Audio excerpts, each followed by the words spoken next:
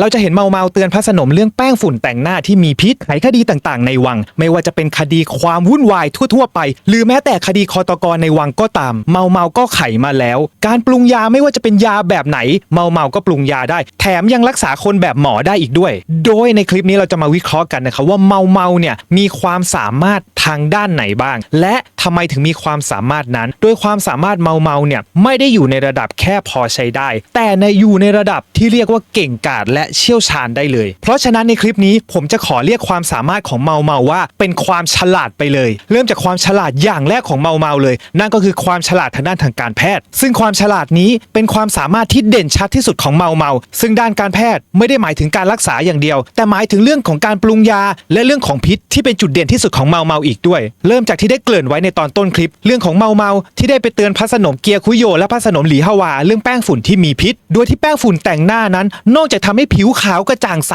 ได้ความสวยแล้วเนี่ยแต่ผลข้างเคียงของมันกลับเลวร้ายกว่าที่คิดเพราะในแป้งฝุ่นนั้นมีส่วนผสมของโลหะผสมอยู่ซึ่งย่านโคมแดงที่เมาอยู่เนี่ยเมาได้เจอกับหญิงสาวที่ล้มป่วยแล้วก็จากไปจากพิษของแป้งฝุ่นมามากมายโดยหญิงสาวเหล่านั้นสนใจแค่ความสวยความงามโดยไม่สนใจร่างกายของตัวเองแต่ในที่สุดก็สูญเสียไปทั้งสองอย่างทั้งความสวยความงามและชีวิตซึ่งเหตุการณ์ในวังหลังทั้งพระสนมหลีฮวาและพระสนมเกียร์คุโยต่างก็คลอดลูกด้วยกันพระสนมเกียร์คุโยนั้นคลอดลูกสาวส่วนพระสนมหลีฮวานั้นคลอดลูกชายซึ่งลูกของทั้งสองพระสนมก็ล้มป่วยตลอดมาทำให้ลือกันว่านั่นเป็นคำสาปในวังหลวงเมาที่ทนไม่ได้ต้องแอบเขียนข้อความเพื่อที่จะเตือนพระสนมสองพระองค์นี้ให้เลิกใช้แป้งฝุ่นเพื่อความปลอดภัยของเด็กซึ่งถึงแม้อาจจะสายไปแล้วเพราะว่าพระสนมหลีฮวานั้นได้สูญเสียลูกชายซึ่งเป็นองค์ราชทายาทไปแล้วแต่ก็ยังดีที่ช่วยลูกสาวของพระสนมเกียร์คุโยเอาไว้ได้ทันโดยหลังจากพระสนมเกียร์คุโยทำตามที่เมาบอกอาการของลูกสาวก็ดีขึ้นกลับมาแข็งแรงได้เหมือนเดิมนอกจากนั้นเมายังรู้จักพืชและเห็ดต่างๆมากมายว่าชนิดไหนมีพิษหรือชนิดไหนสามารถกินได้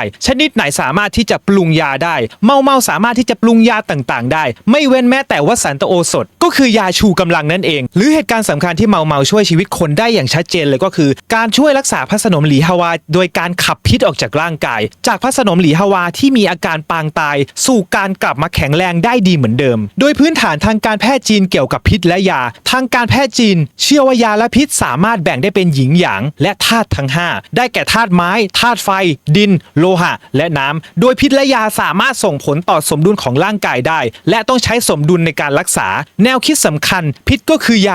าก็คือพิษหมายถึงทุกยามีพิษในตัวหากใช้ผิดขนาดอาจจะเป็นอันตรายได้ซึ่งการรบกวนสมดุลของร่างกายนั้นทำให้เกิดอาการเจ็บป่วยขึ้นซึ่งสังเกตว่าเมาจะใช้หลักการนี้ในการรักษาสมดุลร่างกายของคนไข้ตลอดมาต่อไปเป็นความฉลาดของเมาข้อที่2คือการอ่านออกเขียนได้ความสามารถนี้ถ้าเป็นในยุคปัจจุบันแล้วก็มันไม่ใช่ความสามารถที่พิเศษอะไรเลยเพราะว่าคนที่อ่านออกเขียนได้ก็มีเต็มบ้านเต็มเมืองไปหมดน้อยคนเท่านั้นแหละที่จะไม่สามารถที่จะอ่านหนังสือได้และเขียนหนังสือได้แต่ถ้าเราย้อนไปในจีนยุคโบราณซึ่งในเรื่องเมาเนี่ยอ้างอิงยุคนั้นอยู่ซึ่งในยุคนั้นเนี่ยมีคนอ่านออกเขียนได้น้อยมากๆเราจะสังเกตได้ว่าตอนที่เมาเนี่ยเขียนเตือนพระสนมเรื่องแป้งไปท่านจินชิเนี่ยใช้เรื่องของการอ่านออกเขียนได้นี่แหละในการหาตัวเมาเพราะว่าในหมู่หญิงสาวคนรับใช้เนี่ยไม่มีคนที่อ่านออกเขียนได้เลยเพราะฉะนั้นท่านจินชิเลยรู้ว่าสามารถที่จะแยกคนอ่านออกเขียนได้ออกจากคนที่ไม่สามารถอ่านหนังสือและเขียนหนังสือได้เป็นเรื่องที่ง่ายมากทีเดียวอย่างที่เราเห็นกันว่าท่านจินชิใช้วิธีเรียกหญิงสาวรับใช้ทุกคนมารวมกัน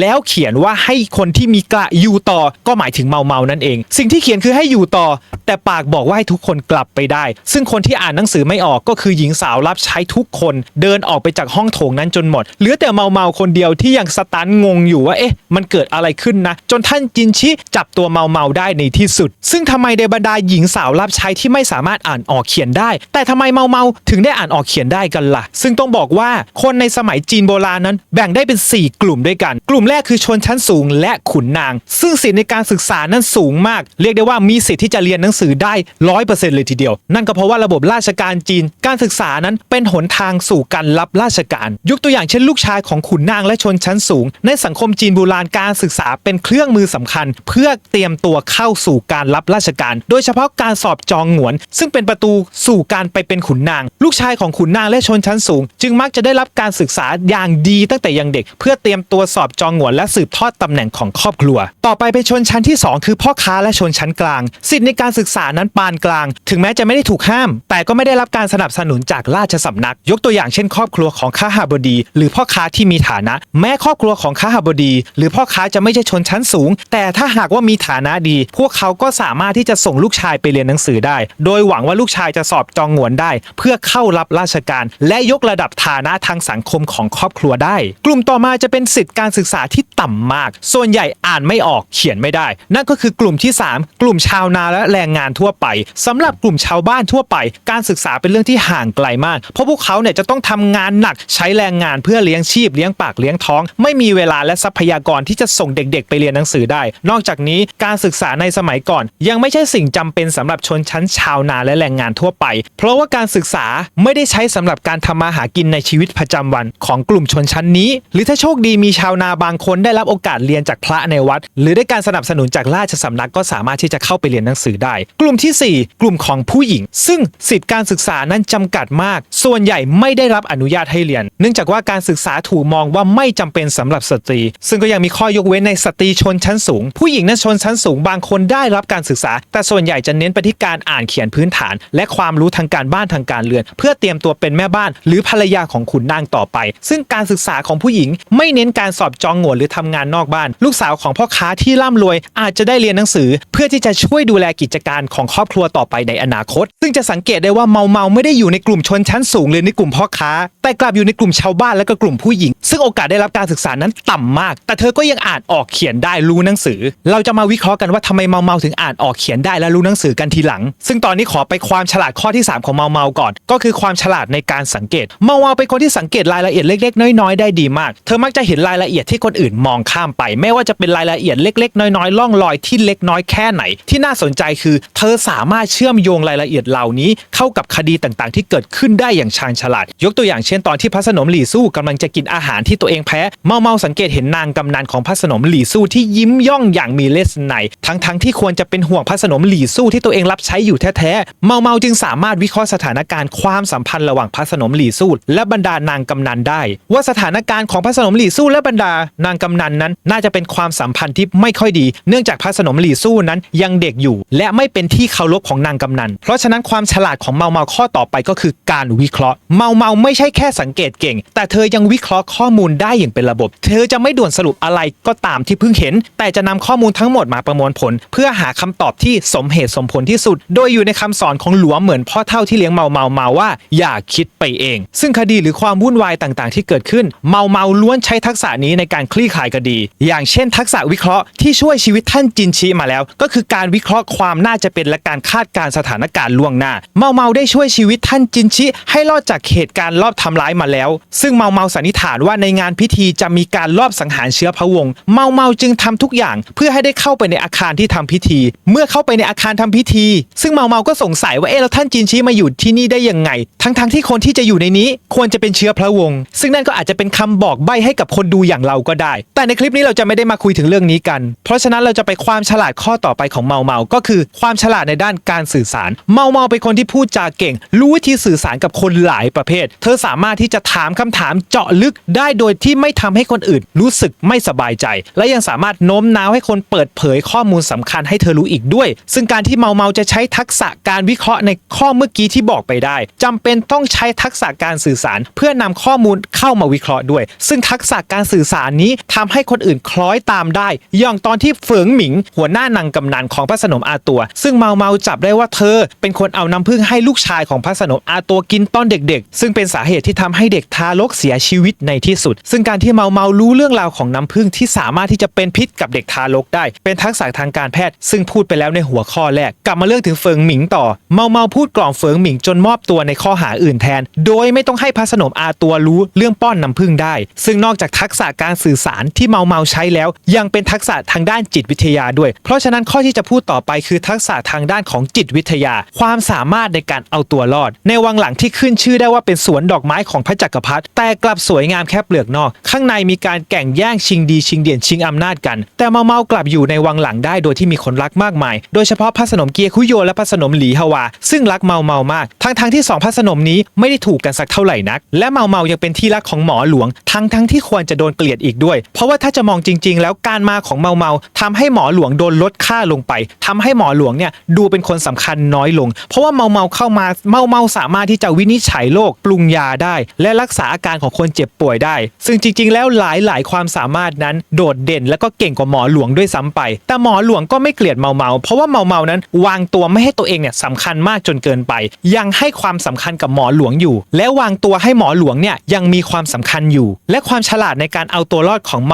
มาที่เด่นชัดเลยก็คือไม่เฉลยทุกอย่างเพื่อให้ตัวเองเนี่ยไม่เด่นจนเกินไปในหลายครั้งที่เราดูเรื่องสืบสวนสอบสวนไม่ว่าจะเป็นอนิเมะหรือเป็นหนังก็ตามในเวลาที่ไขคดีได้นักสืบมักจะเฉลยทุกอย่างให้ฟังทั้งหมดซึ่งเมาจะไม่ใช่อย่างนั้นทุกครั้งที่เมาเฉลยนั้นเมาจะไม่พูดจนหมดจะพูดแค่ไปถึงจุดนึงแล้วก็รู้สึกว่าพอแค่นี้ดีกว่าให้คนนั้นไปคิดเอาเองซึ่งการกระทำแบบนี้ทำให้เมาไม่เด่นจนเกินไปแล้วก็ทำให้คนที่ฟังไปคิดต่อเอาเองซึ่งในทางจิตวิทยาการที่คนฟังแล้วเอาไปคิดต่อเอาเองได้เป็นเสมือนการได้รางวัลในการฟังอีกด้วยนอกจากนั้นเมายังหลอกล่อเก่งตอนที่ท่านจินชิจะสร้างโรงเรียนสอนหนังสือในวังหลังในซีซั่น2เมาเสนอว่าให้ใช้ชื่อเป็นศูนย์ฝึกอาชีพแทนที่จะใช้คำว่าโรงเรียนเพราะว่าการใช้คำว่าศูนย์ฝึกอาชีพจะทำให้คนสนใจมากกว่าเป็นโรงเรียนเพราะว่าคนที่ทำงานอยู่ในวังหลังจะมีกำหนดสัญญาเมื่อหมดสัญญาแล้วทุกคนจะต้องออกจากวังหลังซึ่งการออกจากวังหลังหมายความว่าทุกคนจะไม่มีงานทำเพราะฉะนั้นแล้วคำว่าศูนย์ฝึกอาชีพจะทำให้หญิงสาวในวังหลังสนใจที่จะมาเรียนมากขึ้นโดยเมาเสนออีกว่าให้รางวัลคนที่มาเรียนเป็นครั้งคราวซึ่งการให้รางวัลเป็นครั้งคราวนั้นมีประโยชน์กว่าการให้รางวัลทุกครั้งเพราะคนเรานั้นจะเสพติดการได้อย่างไม่สม่ำเสมอหลักการนี้ใช้กับการพนันได้เป็นอย่างดี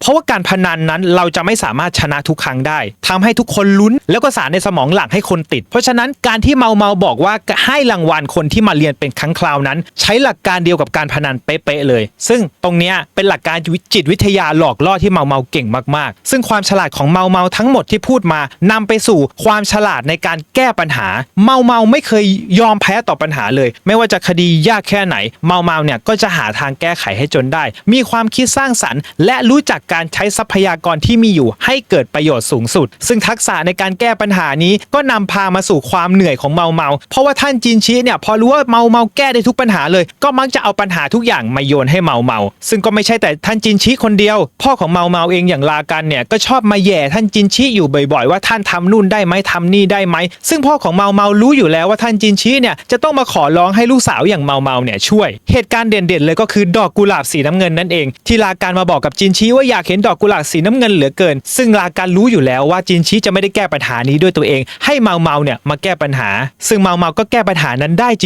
ริงๆซึ่งความฉลาดในการแก้ปัญหานี้เมาใช้แก้ปัญหาตั้งแต่ปัญหาเล็กๆอย่างเสี่ยวหลันหญิงรับใช้ที่อ่านหนังสือไม่ออกเลยไม่รู้ว่าต้องเอาของไปส่งที่ไหนซึ่งเมาก็อ่านให้ฟังว่าของในตะกร้านั้นเป็นของห้องไหนแล้วก็บอกเสี่ยวหลานก็เลยเอาของไปส่งได้อย่างถูกห้องจนไปถึงปัญหาของพระสนมตั้งแต่อาการเจ็บป่วยจนไปถึงเป็นผู้ทดสอบอาหารของพระสนมเกียร์คุโยอีกด้วยหรือแม้แต่ปัญหาระดับวังหลวงอย่างเหตุการณ์วุ่นวายต่างๆที่ท่านจินชิมาขอให้ช่วยอยู่บ่อยๆหรือแม้จะสูงไปกว่านั้นก็คือการรับบัญชาจากจักรพรรดิให้ทำภารกิจต่างๆและนี่คือ7ความฉลาดของเมาแต่แถมให้อีก1ความฉลาดนอกจากเมาจะมีความรู้รอบตัวแล้วเมายังมีความรู้รอบเตียงอีกด้วยซึ่งพี่ๆ3คนจากโลคุโชคังเนี่ยก็ช่วยกันสอนเทคนิคเคล็ดลับให้เมาเล่ากับว่าอยากจะให้เมาเนี่ยมาเป็นนางโลมด้วยกันซึ่งถึงแม้ตอนนี้เมาจะยังไม่ได้เป็นนางโลมแต่เมาก็มีความรู้เต็มเปี่ยมไปหมดอย่างเช่นตอนพระสนมหลีฮวาล้มป่วยแล้วเมาช่วยรักษาจนหายพอรักษาจนหายเสร็จแล้วเนี่ยเมาก็จับได้ว่าพระสนมหลีฮวาน้อยใจที่จักรพรรดิไม่ค่อยจะมาหาก็เลยแอบกระซิบบอกเคล็ดลับบางอย่างให้กับพระสนมหลีฮวาอีกด้วยแถมในซีซั่น2เนี่ยก็ยังสั่งหนังสือเกี่ยวกับเรื่องบนเตียงมาขายในวังอีกมากมายด้วยซึ่ง7ข้อที่พูดไปเป็นความฉลาดของเมาทีนี้เรามาดูสาเหตุกันว่าสาเหตุที่ทำให้เมาฉลาดเนี่ยมีอะไรบ้างข้อแรกเลยอยากจะพูดถึงต้นทุนเมาเนี่ยถึงแม้จะเป็นชนชั้นธรรมดาและเป็นผู้หญิงอย่างที่ได้พูดไปแล้วแต่เมาก็ไม่ใช่คนธรรมดาเพราะว่าเป็นลูกของลากันและฟงเชนลากันเสนาธิการแห่งกองทัพซึ่งมีฝีมือไม่แพ้ใครทั้งฝีมือในการทำงานและฝีมือในการเล่นหมากรุกลากันเป็นคนที่ใช้คนเก่งมากมองออกว่าคนไหนควรจะใช้ทำหน้าที่อะไรลากันนั้นไม่เคยลงมือทำด้วยตัวเองแค่ใช้คนให้ถูกงานแค่นี้ลากันก็มักจะได้รับชัยชนะจากการลบเสมอซึ่งดูจากนิสัยแล้วลากันก็เหมาะมากที่จะเป็นเสนาธิการซึ่งมีหน้าที่วางแผนเพียงอย่างเดียวไม่ต้องออกรบส่วนแม่ของเมาก็คือฟงเชนถึงแม้จะเป็นแค่นางโลมแต่ก็มีสติปัญญาที่ฉลาดหลักแหลมมากดูจากการที่ประลองหมากกับลากันซึ่งฟงเชนเป็นคนเดียวที่เล่นสูสีแล้วก็เอาชนะลากันได้ซึ่งถ้ามาอยู่ในยุคปัจจุบันแล้วฟงเชนคงจะเป็นผู้หญิงที่เก่งมากทีเดียวแต่ ด้วยสภาพที่เติบโตมาอยู่ในหอนางรมเลยอาจจะทำให้ดูว่าฟงเชนไม่ได้มีอะไรสักเท่าไหร่ซึ่งต้นทุนการเกิดมาเป็นลูกของลากันและฟงเชนเป็นส่วนหนึ่งที่ทำให้เมาเมาเป็นคนเก่งซึ่งเมาเมาก็ไม่ได้เกิดมาพร้อมกับพรสวรรค์เพียงอย่างเดียวแต่สถานที่ที่เติบโตมาสิ่งแวดล้อมต่างๆบีบให้เธอได้เรียนรู้ข้อ2ที่ทำให้เมาเมาเก่งก็คือการเลี้ยงดูและสภาพแวดล้อมที่เติบโตมาเมาเมาเนี่ยเกิดมาในย่านโคมแดงซึ่งเป็นสถานที่ที่เปี่ยมไปด้วยเล่ห์กลการหลอกลวงหากไม่ฉลาดหรือเอาตัวรอดเก่งรับรองว่ามีชีวิตอยู่ได้ไม่นานแน่ซึ่งย่านโคมแดงเนี่ยมีคนอยู่หลากหลายประเภททั้งขุนนางทั้งคนจนทั้งพ่อค้าทั้งคนโกงทำให้เมาเมาได้พบเจอและเรียนรู้พฤติกรรมของคนหลากหลายประเภทตั้งแต่ระดับล่างจนไปถึงระดับสูงทำให้เมาเมามีความสามารถในทางจิตวิทยาที่พูดไปในความฉลาดของเมาเมาทำให้เมาเมาสามารถรับมือคนได้ทุกประเภทและรู้ว่าจะพูดกับคนแต่ละประเภทยังไงซึ่งย่านโคมแดงทำให้เมาเมาเอาตัวรอดได้เก่งแต่เรื่องรู้หนังสือและเรื่องการแพทย์แน่นอนว่าเมาเมาไม่ได้เรื่องพวกนี้มาจากย่านโคมแดงแน่นอนพ่อเลี้ยงหลวงเหมือนซึ่งเป็นหมอยาผู้เชี่ยวชาญหรือก็คือเคยเป็นหมอหลวงในวังนั่นแหละทำให้เมาเมาได้เรียนรู้เรื่องยาเรื่องสมุนไพรการรักษาเรื่องการแพทย์ตั้งแต่ยังเด็กโดยนำไปสู่การเรียนรู้เรื่องพิษที่เมาเมานั้นหลงไหลมากๆอีกด้วยซึ่งจะเห็นได้ว่าต้นกำเนิดของเมาเมาก็คือลากันและฟงเชนแล้วก็การเลี้ยงดูโดยหลวงเหมือนรวมถึงย่านโคมแดงที่สอนเรื่องราวต่างๆให้เมาเมาทำให้เมาเมาเหมือนมีโรงเรียนส่วนตัวเลยเพราะฉะนั้นแม้ว่าจะไม่ได้เกิดมาในชนชั้นสูงเป็นขุนนางเป็นผู้ชายเป็นพ่อค้าเป็นคนรวยแต่เมาเมาก็ยังเก่งและก็อ่านหนังสือได้มีความรู้ทางการแพทย์ซึ่งเราจะเห็นว่านอกจากเมาเมาฉลาดแล้วเมาเมายังมีความอยากรู้อยากเห็นแบบสุดโต่งถึงขนาดใช้ร่างกายตัวเองเป็นตัวทดลองไม่ว่าจะทดลองเรื่องยาหรือทดลองเรื่องพิษซึ่งนี่ก็เป็นปัจจัยให้เมาเมามีความรู้กว้างขวางแล้วก็รู้ลึกรู้จริงอีกด้วยเพราะฉะนั้นสาเหตุที่3ที่เมาเมาเป็นคนฉลาดก็คือความอยากรู้อยากเห็นและความรักในการทดลองแล้วสิ่งที่พิสูจน์ว่าเมาเมาเป็นคนที่อยากรู้อยากเห็นมากก็คือเมาเมานั้นพยายามจะสังเกตแล้วก็เรียนรู้ร่างกายของลิฮาคุถึงขนาดให้ลิฮาคุถอดนู่นถอดนี่แล้วเมาเมานี่ก็ไปจ้องดูอย่างใกล้ชิดจนท่านจินชิไม่พอใจเลยทีเดียวซึ่งความอยากรู้อยากเห็นแล้วก็ความชอบหลงไหลในการทดลองเนี่ยจะได้ผลลัพธ์กับเมาเมา2แบบอย่างแรกคือเรียนรู้สิ่งต่างๆอย่างจริงจังรู้ลึกรู้จริงด้วยตัวเองซึ่งข้อนี้ถือว่าเป็นข้อดีมากผลลัพธ์ที่2ที่ได้ก็คือต้านทานพิษได้เราจะเห็นว่าเมาเมาเนี่ยชอบทดลองพิษกับตัวเองทำให้เมาเมาเนี่ยมีความต้านทานต่อพิษซึ่งแน่นอนว่าพิษอ่อนๆพิษเบาๆไม่สามารถที่จะทำอะไรเมาเมาได้เลยเพราะฉะนั้นงานผู้ตรวจสอบพิษอาจจะไม่เหมาะกับเมาเมาสักเท่าไหร่นักเพราะว่าต่อให้อาหารมีพิษจริงแต่ถ้าไม่แรงมากเมาเมากินเข้าไปแล้วอาจจะไม่รู้สึกอะไรแต่ผู้ที่เมาเมาทดสอบพิษให้เนี่ยสิไม่มีความต้านทานพิษอาจจะเกิดอาการหนักได้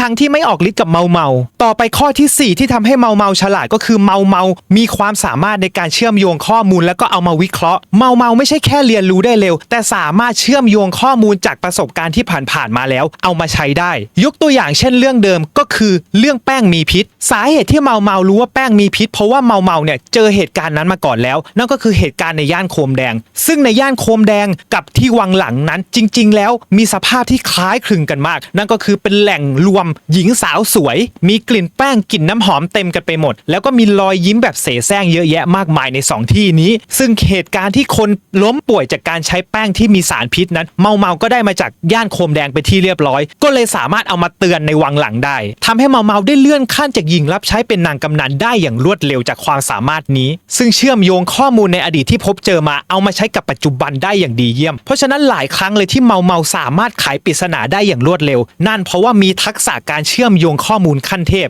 ไม่ใช่แค่จำสิ่งที่เคยเห็นมาแต่สามารถนำสิ่งนั้นมาแก้ปัญหาใหม่ๆได้อย่างเฉียบขาดอีกด้วยข้อที่5ที่ทำให้เมาเมาเป็นคนฉลาดคือบุคลิกที่ใช้เหตุผลไม่ยึดติดกับอารมณ์แม้ว่าเมาเมาจะมีความรู้สึกมีอารมณ์เหมือนคนทั่วๆไปแต่เมาเมาสามารถควบคุมตัวเองได้แล้วใช้เหตุผลในการตัดสินใจตัวอย่างในเนื้อเรื่องเลยก็คือเมาเมาถึงแม้จะไม่ได้มีความรักในพ่อแม่ของตัวเองนั่นก็คือฟงเชนและลากันแต่ในเมื่อฟงเชนอยู่ในวาระสุดท้ายของชีวิตใกล้จะป่วยแล้วก็จากไปแล้วเมาเมาจึงได้จัดฉากให้ฟงเชนกับลากันนั้นมาเจอกันนั่นก็คือชวนลากันมาเล่นหมากรุกซึ่งเมาเมาก็ ได้ใช้การหลอกล่อนั่นก็คือหลอกให้ลากันกินเหล้าเข้าไปจนเมาลากันก็เลยแพ้และต้องทำตามสิ่งที่เมาบอกนั่นก็คือการไปหอนางโรมแล้วไปซื้อตัวนางโรมออกมาคนหนึ่งซึ่งเมาก็ใช้หลักการเดิมก็คือไม่ยอมบอกว่าต้องไปซื้อใครออกมาให้ลากันไปเจอเองแล้วตัดสินใจเองซึ่งผลลัพธ์ก็เป็นอย่างที่เมาได้คาดการและวางแผนไว้ก็คือทำให้ลากันและฟงเชนพ่อกับแม่มาเจอกันซึ่งลากันก็ได้ชดเชยทุกสิ่งทุกอย่างที่ไม่ได้ทำให้ฟงเชนนั่นก็คือการไถ่ตัวฟงเชนออกมาจากหอนางโรมซึ่งอาจจะไม่ทันเวลาเพราะตอนนี้ฟงเชนแย่แล้ว